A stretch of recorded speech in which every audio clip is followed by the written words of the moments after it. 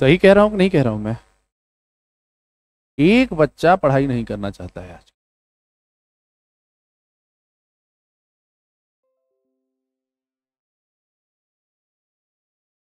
Election system, किसके बारे में आज पढ़ना है हम लोगों को? इलेक्शन सिस्टम के बारे में पढ़ना है।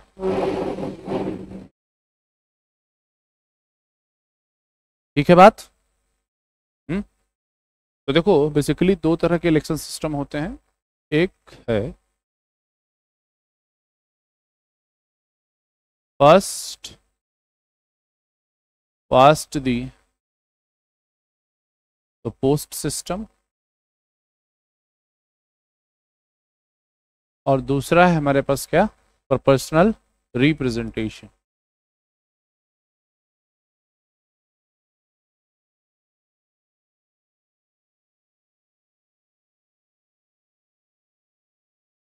तो कल हम लोगों ने देखा था थोड़ा सा कि फर्स्ट पास दी पोस्ट सिस्टम के बारे में हम लोगों ने थोड़ा सा देखा था, है ना? तो थोड़ा सा और हम लोग समझेंगे फर्स्ट पास दी पोस्ट सिस्टम को। ठीक ना? इसमें क्या होता है बेसिकली, ठीक, कि फर्स्ट पास दी पोस्ट सिस्टम में क्या होता है? देखिए, एक सीधा सा मंत्र इसका ये है कि भाई, इसका मतलब ये है कि जो सबसे ज्यादा वोट पाया वो जीत गया। सिर्फ इतना ही मतलब नहीं होता है, इसके अलावा भी बहुत सारी चीजें इसमें जुड़ी होती हैं। समझे? तो ठीक से बैठ जाओ, पसट जाओगे। ठीक से बैठो, ठीक है ना?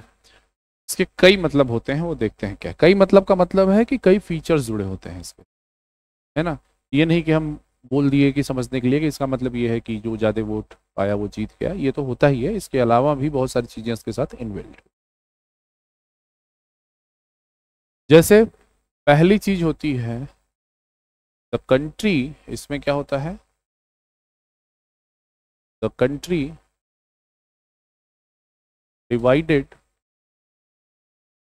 Into small geographical area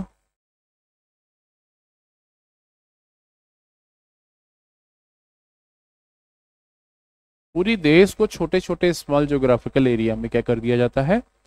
divide कर दिया जाता है। और एंड एवरी एरिया, सभी एरिया को क्या कहा जाता है? कॉन्स्टिट्युएंसी कहते हैं। क्या कहते हैं? सभी एरिया को क्या कहते हैं? कॉन्स्टिट्युएंसी। ठीक है बात? अब ये कॉन्स्टिट्युएंसी तो आपको पता ही है क्या होती है, मालूम है किसी को? नहीं पता है? देखो, मान लो कि ये पूरा देश क्या है, ये जो सर्कल है ये इंडिया है। क्या है ये? इंडिया है। ठीक है बात? समझ गए बात हो कि नहीं? क्या समझे? हम तो हटा दिए। ये क्या है? इंडिया है। ठीक। अब इस पूरे देश को क्या किया जाएगा? छोटे छोटे हिस्सों में डिवाइड कर दिया जाएगा। छोटे छोटे जियोग्राफिकल एरिया में क्या कर दिया जाएगा? हर एरिया क्या कहलाएगा? एक कॉन्स्टिट्युएंसी कहलाएगा। समझ गए बात को? अब क्या फीचर है इसके? देखिए, हर कॉन्स्टिट्युएंसी से हर कॉन्स्टिट्युएंसी से कोई एक कैंडिडेट विनर हो सकता है ना? फ्रॉम एवरी कॉन्स्टिट्युएंसी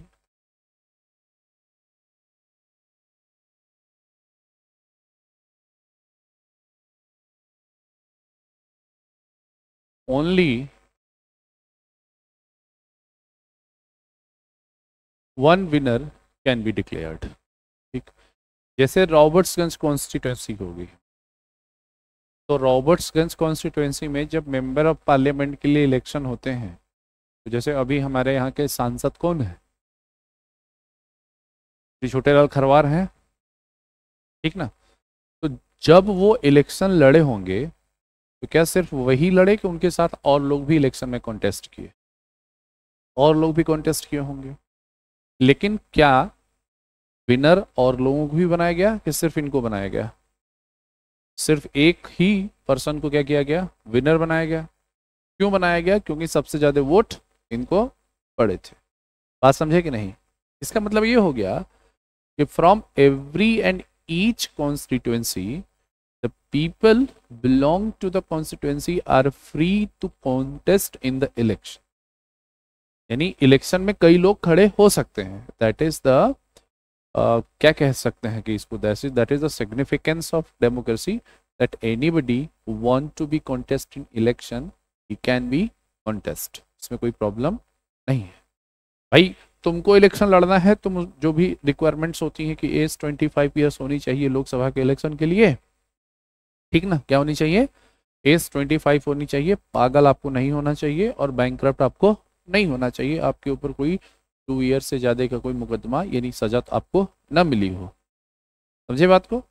इतनी चीजों को अगर फुलफिल करते हैं तो आप कॉन्टेस्ट कर सकते हैं इलेक्शन में। करने को चाहे जितने लोग चाहें, एक कॉन्स्टिट्यूंसी से उतने लोग इलेक्शन में कॉन्टेस्ट कर सकते हैं, लेकिन विनर हमेशा कितने होंगे? एक होंगे। और वो भी कौन होगा? जो सबसे ज्यादा वोट उस कॉन्स्टिट्यूंसी में आया होगा। किसी को भी विनर डिक्लेयर नहीं किया जा सकता है। किसको किया जाएगा? जो सबसे ज्यादा वोट पाया होगा, पाएगा उस कॉन्स्टिट्यूंसी। तो first pass the post system में क्या करेंगे? इसी इंडिया को, पूरे देश को छोटे छोटे ज्योग्राफिकल रीजन्स में डिवाइड कर लेंगे। ये ज्योग्राफिकल रीजन बेसिकली एरिया पर बेस्ड ना होकर पॉपुलेशन पर बेस्ड होते हैं। क्या होते हैं? दूसरी बात है ना, ये बात ध्यान से समझना है हमको कि this region is based on population. किस पर बेस्ड होते हैं? पॉपुलेशन पर बेस्ड होते हैं। अमूमन हर कॉन्स्टिट्यूंसी में मानक ये कहता है कि 10 लाख लोगों पर एक लोकसभा सीट होगी। समझे बात को? यानी एक रिप्रेजेंटेटिव कम से कम कितने लोगों को रिप्रेजेंट कर रहा होता है? 10 लाख लोगों को क्या कर रहा होता है? रिप्रेजेंट कर रहा होता है।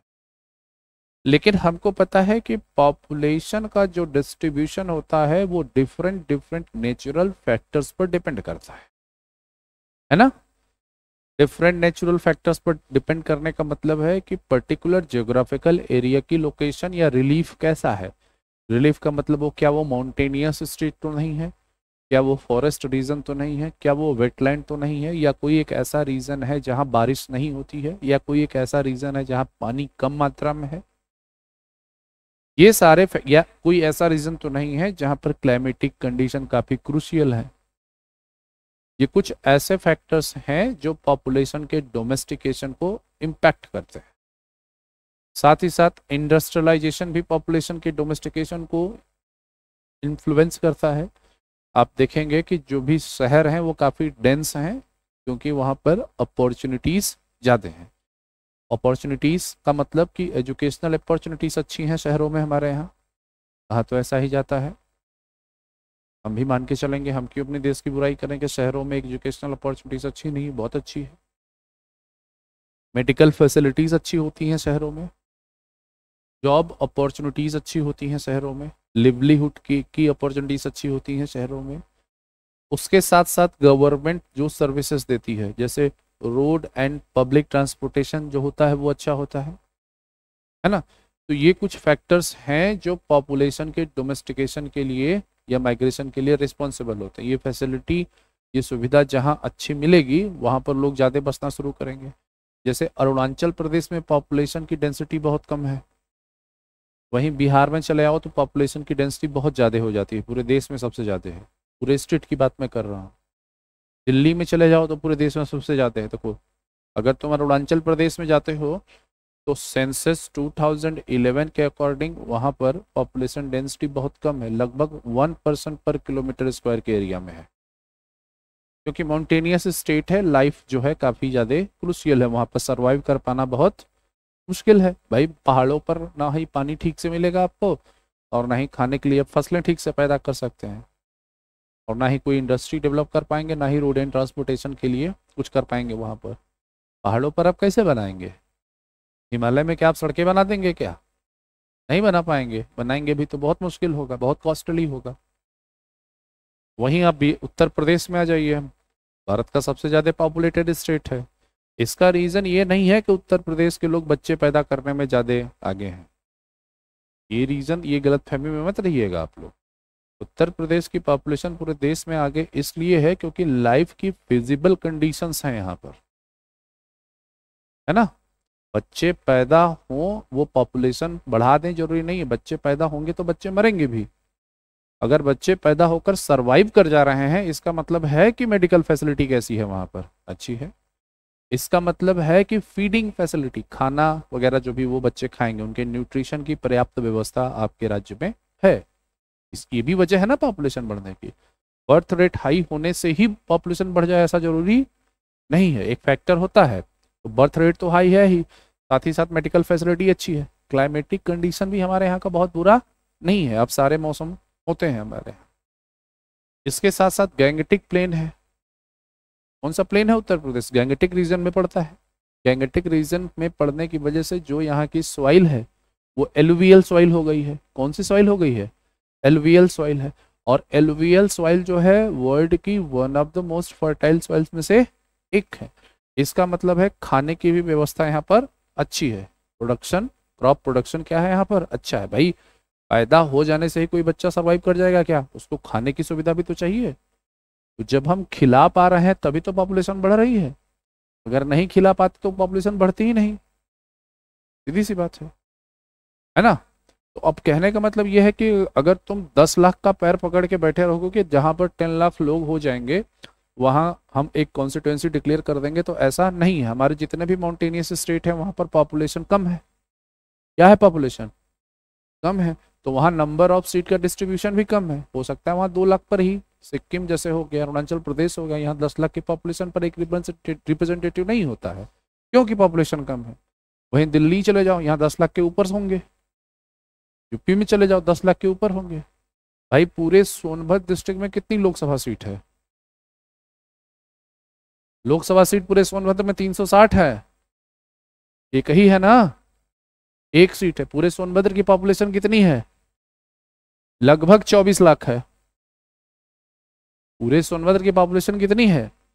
एक फैक्ट और है भाई कि देखो 10 लाख लोगों को रिप्रेजेंट करता है रिप्रेजेंटेटिव। ये 10 लाख लोग सिर्फ एडल्ट हैं, 18 साल से ऊपर वाले हैं।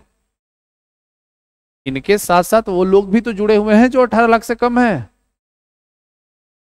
इस तरह से ये जरूरी नहीं है कि एग्जैक्ट फिगर हमको 10 लाख ही मिले, वो वेरिएशंस हो सकते हैं, लेकिन मोटा मोटा क्या माना गया है कि 10 लाख होने चाहिए। बात समझ में आई मेरी कि नहीं आई? हाँ, आई कि नहीं? ठीक। तो दूसरी बात ये हो गई। तीसरी बात ये हो गई कि एवरी कॉन्स्टिट्यूएंसी इलेक्ट 1 रिप्रेजेंटेटिव। तीसरी बात क्या हो गई कि एवरी कॉन्स्टिट्यूएंसी इलेक्ट 1 रिप्रेजेंटेटिव।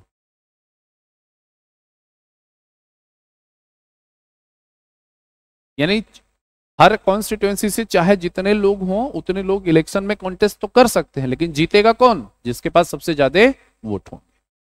ठीक है बात, है ना। अब यहां पर देखो first pass the post system की एक समस्या है। समस्या यह है कि हमारे यहां देखो इंडिया में क्या है, इंडिया का एक सिस्टम है, इंडिया की जो डेमोक्रेसी है वो मल्टी पार्टी सिस्टम है कि नहीं है? बहुत सारी पार्टी है यहां पर, है कि नहीं? तो मल्टी पार्टी सिस्टम में क्या है कि लोकसभा में हम विनर उसको डिक्लेयर करते हैं, उस पॉलिटिकल पार्टी को डिक्लेयर करते हैं जिसके पास सबसे ज्यादा सीट होती हैं। लोकसभा में किसी पॉलिटिकल पार्टी के पास सीट ज्यादा होना इस बात को प्रूफ नहीं करता है कि देश में सबसे ज्यादा लोगों ने उसी को वोट दिया है। मतलब ये डिफरेंट हो सकता है। एक पॉलिटिकल पार्टी के पास सीट ज्यादा हो, लेकिन हो सकता है कि दूसरी पॉलिटिकल पार्टी के पास वोट ज्यादा हो, नंबर ऑफ वोट्स ज्यादा हो। तो ये सबसे बड़ा ड्रॉबैक है first pass the post system का। समझाते नहीं, समझ में आई बात ना?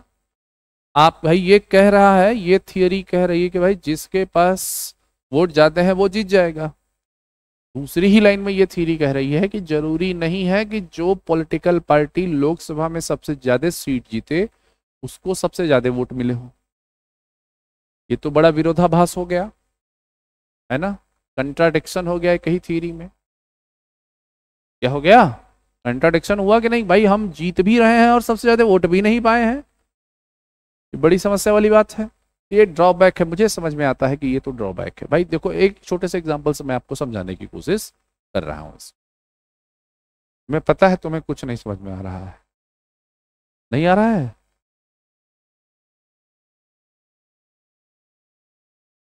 वो नहीं आया समझ में। अभी मैंने क्या बताया?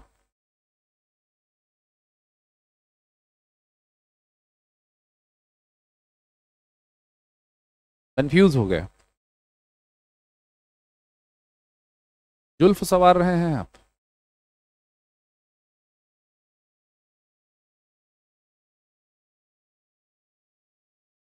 पढ़ाई लिखाई में मन नहीं लगता है? पढ़ ही तो रहे हो, काहे इतना एहसान कर रहे हो? पूछ रहे हैं पढ़ाई लिखाई में मन नहीं लगता है, कह रहा है पढ़ ही तो रहे हैं, क्या कर लें अब? जीव दे दें? है कि नहीं? पढ़ ही तो रहे हैं, करोगे क्या? हम्म? जो सब करेंगे वही तुम भी करोगे?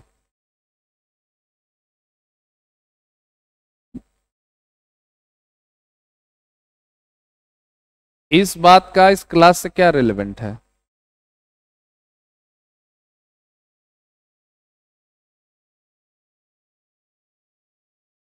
अच्छा, चलिए, हम ये बोल रहे थे कि भाई देखो, ऐसा है कि first past the post system का मुझे तो ये ड्रॉबैक समझ में आता है। हो सकता है और बाकी पॉलिटिकल स्कॉलर्स को ये इसका वो प्रो एंड कॉन्स होते हैं ना, प्रोज एंड कॉन्स होते हैं ना, तो हो सकता है वो उसका एडवांटेज समझ में आए। मैं ये कह रहा हूँ कि इंडिया में मल्टी पार्टी सिस्टम है। कैसा सिस्टम है? मल्टी पार्टी सिस्टम है। और मल्टी पार्टी सिस्टम में गवर्नमेंट उस पार्टी की बनती है जिस पार्टी के पास सबसे ज्यादा सीटें होती हैं। सबसे ज्यादा सीटों का मतलब ये है कि 50% सीट प्लस 1 सीट हो। ठीक ना? तभी तो हुआ, +1 करेंगे। 50% +1 इज नॉट इक्वल टू 51%, पहली बात समझ लेना। 50% +1 सीट 51% के इक्वल नहीं है। देखो कह रहा है 2%। एक परसेंटेज में मतलब जितना भी 50 सीट है और +1 सीट, तभी तो ज्यादा होगा बाकी से। समझे बात को कि नहीं? मैंने ये कहा कि मल्टी पार्टी सिस्टम में जिस पार्टी के पास सबसे ज्यादा सीट्स हैं वो अपनी गवर्नमेंट का फॉर्मेशन करती है। जैसे बीजेपी गवर्नमेंट में इसलिए है क्योंकि उसके अलायंस के पास या बीजेपी के पास लोकसभा में सबसे ज्यादा सीटें हैं। लेकिन आप ये बात दिमाग से निकाल दीजिए कि ये बिल्कुल भी कि बीजेपी को इसका मतलब है कि देश में सबसे ज्यादा वोट मिले हैं। आपको जानकर हैरानी होगी कि देश में सिर्फ लगभग 28 से 29% वोट बीजेपी को मिले हैं। यानी लगभग 72% वोट्स जो हैं वो बीजेपी को नहीं मिले हैं। तो आप क्या कहेंगे कि देश में मेजॉरिटी की गवर्नमेंट चल रही है कि माइनॉरिटी की गवर्नमेंट चल रही है? भाई majority of people dislike the BJP, but the theory says कि जिसके पास सबसे ज्यादा सीट होंगी वो क्या करेगा? सरकार बना लेगा। मैंने शुरू में ही कहा था कि जब आप इलेक्शन सिस्टम के बारे में जानेंगे इंडिया के तो थोड़ा सा हंसेंगे। भाई एक आदमी है जो 30% सीट लेके सरकार चला रहा है पिछले 15 साल से, 30% वोट लेके। यानी कहने का मतलब ये है कि अगर 140 करोड़ लोगों का 30% निकाल ले तो सिर्फ उतने लोग ही बीजेपी को पसंद कर रहे हैं। यानी मेजॉरिटी ऑफ पीपल बीजेपी को पसंद नहीं कर रहे हैं। यही समझा रहा था मैं। कैसे समझाते हैं अभी, है ना? इस बात को मैं समझाता हूं। देखिए कि मान लेते हैं कि हमारे पास 4 पॉलिटिकल पार्टी हैं, ए, बी, सी और डी। ठीक है? मान लेते हैं टोटल वोट कितने हैं, 100 है। मान लेते हैं ए को 30 वोट मिले, बी को 25 वोट मिले, सी को 15 वोट मिले और डी को 40 वोट मिले। 30 ना, कितना हो गया ये 40, ये 45 हो गया ना, 45 प्लस 15 65, ये तुम्हारी हाँ 60 हो गया। अब अच्छा चलो इसको थोड़ा सा कम कर देते हैं, इसको 25 कर देते हैं और इसको 35 कर देते हैं। ठीक है, अब सही है। ये हो गया कितना 60 और 90 हो गया ना, 90 हो गया। इसको 10 बढ़ा दें, इसको, अरे क्या कर रहा हूं मैं। मान लेते हैं कितने वोट हैं, 100 वोट हैं। 35 वोट एक पार्टी को मिले, 25 वोट एक पार्टी को मिले, कितने हो गए अब 60 हो गए। 15 वोट एक पार्टी को मिले, अब कितने हो गए, नहीं 20 करो, 20 वोट एक पार्टी को हो गए, 80 हो गए और फिर 20 बचे, 20 इसको हो गए, मान लिया। या मान लेते हैं कि 19 वोट इसको मिल गए और 21 वोट इसको मिल गए। बराबर नहीं होगा ना, इतने वोट मिल गए। अब फर्स्ट मिलके 100 बनाए ना ये। अब first pass the post system के अकॉर्डिंग आप हमको बताइए कि कौन सी पार्टी विनर हुई, ए बी सी डी। तो हमको पता है कि ए पार्टी विनर हुई क्योंकि 25 सीट्स इसके पास हैं और लोकसभा में ये क्या बना लेगी, सरकार बना लेगी। तो 100 लोगों में से ये कितने को रिप्रेजेंट कर रहा है, 35 लोगों को इधर रिप्रेजेंट कर रहा है, बाकी के 65 लोगों को कहां रिप्रेजेंट कर रहा है, ये नहीं कर रहा है ना। और डेमोक्रेसी की बेसिक की फीचर ये है रिप्रेजेंटेशन ऑफ द पीपल। तो यहां तो माइनर लोगों का रिप्रेजेंटेशन हुआ, मैक्सिमम लोगों का, मैक्सिमम का मतलब 100% लोगों का रिप्रेजेंटेशन कहां हुआ। तो कहते हैं कि भाई इसमें जो सबसे बड़ी पार्टी होगी, यानी जो पार्टी बी है, ये सबसे बड़ी पार्टी है, ये ऑपोजिशन के रूल में आ जाएगी, रोल में आ जाएगी। किसमें आ जाएगी, ऑपोजिशन। ऑपोजिशन की कितनी सुनी जाती है आप जानते ही हैं हमारे देश में, समझ रहे हैं कि नहीं। यानी 35% सीट, यानी 35% पीपल का रिप्रेजेंटेशन लेके देश में पिछले 15 साल से सरकार चलाई जा रही है और 65% लोगों की बातों को अनसुना किया जाता है। काहे की डेमोक्रेसी। तो थियोरेटिकली तो डेमोक्रेसी नहीं है, लेकिन मैं इतनी बात कह पा रहा हूं, ये इस बात का सबूत है कि डेमोक्रेसी, मतलब हम कहें कि हम परफेक्ट डेमोक्रेसी नहीं है, अब्सोल्यूट तो हो ही नहीं सकते हैं, लेकिन परफेक्ट होने के करीब तो जा सकते हैं। तो फिर इसका रिजल्ट क्या है, फिर क्या अपनाएं भाई, फिर कौन सा सिस्टम अपनाएं। तो इसका आता है प्रोपोर्शनल रिप्रेजेंटेशन। भाई प्रोपोर्शनल रिप्रेजेंटेशन अपना लेते हैं। तो पहले आज तो ये समझ में आया हम लोगों को, कल प्रोपोर्शनल रिप्रेजेंटेशन देखेंगे, फिर दोनों को कंपेयर करेंगे, फिर क्या वो लागू किया जा सकता है कि नहीं किया जा सकता है, ठीक ना।